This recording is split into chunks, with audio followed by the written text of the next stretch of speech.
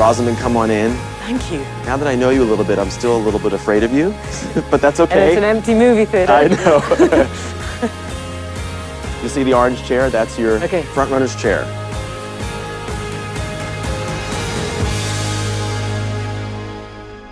Rosamund, thank you so much for being here today. I really appreciate it. It's very nice to be here. You know, it's been a while since you've wrapped Gone Girl now. Do you feel like Amy has still stuck with you all of these months later? Yeah, it's funny. When we opened the film in New York, I felt it was right after that she really and truly left me, because although I said, oh, you know, I went to Hawaii after we finished shooting, and yeah, I think she left me behind then, I don't think it was quite true, because I then had to embark on this weird press tour where I had to keep all the secrets of the movie. I wasn't allowed to fully speak about it or reveal anything or even imply that I might not be the dead girl. Right.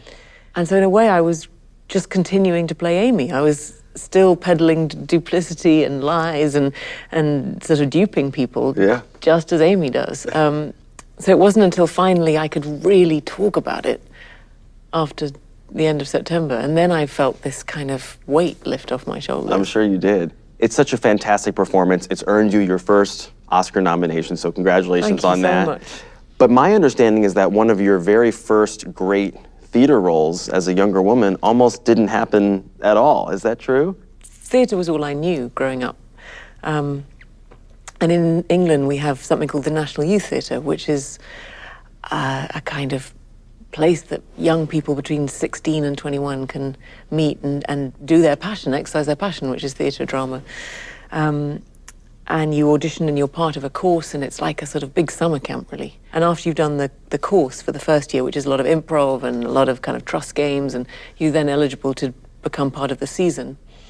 And I didn't get in. I didn't get into being any part of the company, so I started temping, doing office work in an agency in Victoria in London. And suddenly one day my mum called and said, the National Youth Theatre are trying to get hold of you. And I rang up and they said, well, the girl we cast as Juliet has just been cast in a television show and our director would like you to be Juliet. And suddenly there I was, transported into this world. And since then, I've never minded being picked second, not being first choice, being the substitute. You know, less pressure sometimes to be number two. So speaking of great roles to play, you got to play Amy Elliott Dunn, Gillian Flynn's fantastic lead character in Gone Girl. So let's take a look at one of your great scenes with Neil Patrick Harris from this movie. We can watch it together with these remotes. So we should tell people that Neil Patrick Harris's character is a bit obsessed. He's a sort of butterfly collector, isn't he? Who's finally caught me in his net and has me in his clutches. Yeah. Let's see how it goes. Amy, it's time to move on. What can I do to help? I need some time to think. That's the last thing you need. Desi. 20 years you have kept me dangling. Okay, I'm stopping here because this is the perfect chance to talk about the look that Amy's rocking at this point in the movie.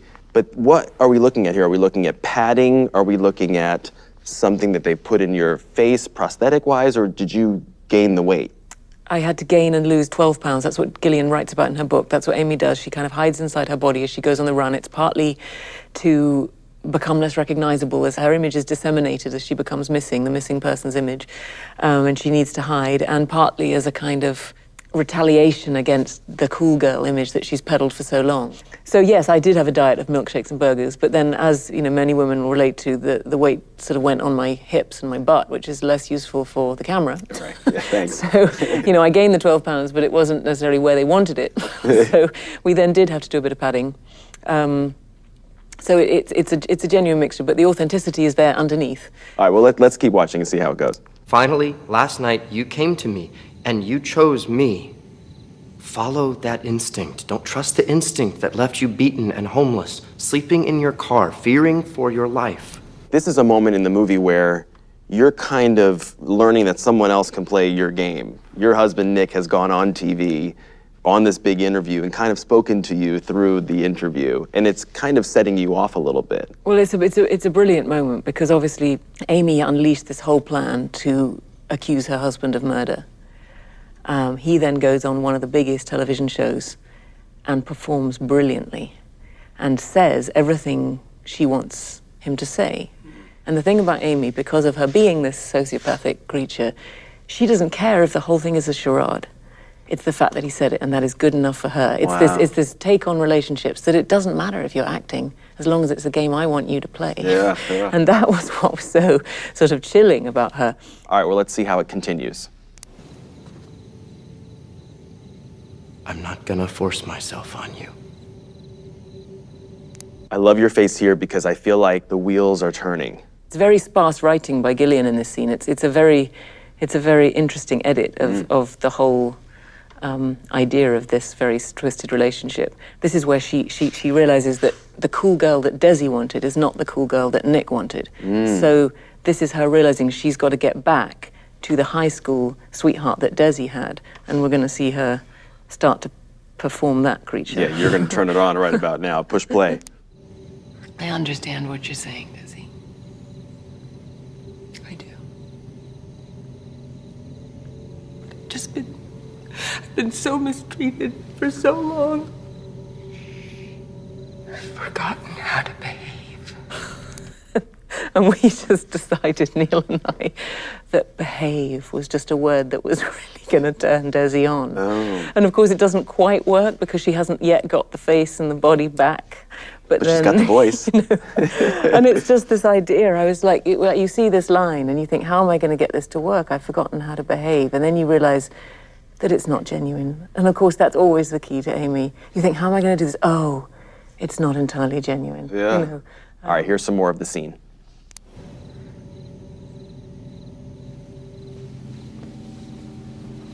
I'll move in here tomorrow, and we'll work it out together. Now here, And of course, you know you have him. also, I know that him moving in is going to make me trapped because he is the butterfly collector. There's no man I know who's like Desi, who takes someone into this house and surrounds them with security cameras. And when she first moves in, he says, you know, you'll be utterly safe. You know, no one gets in or out. Well, this is a great look for you here. I just want you to be you again.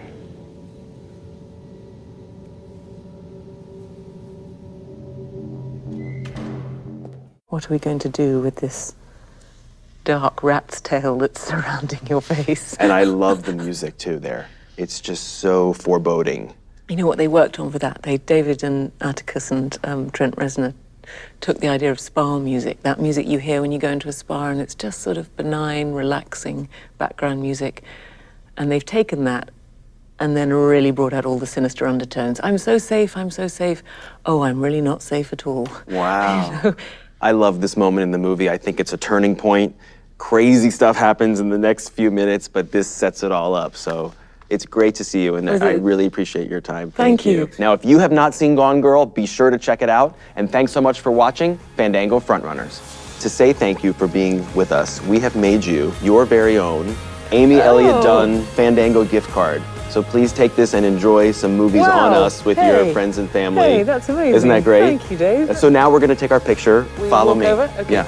So stand with me here, and I'll do a 3 count. 1, 2, 3. Love it. Thank you so much. Good. Great to see you. Good.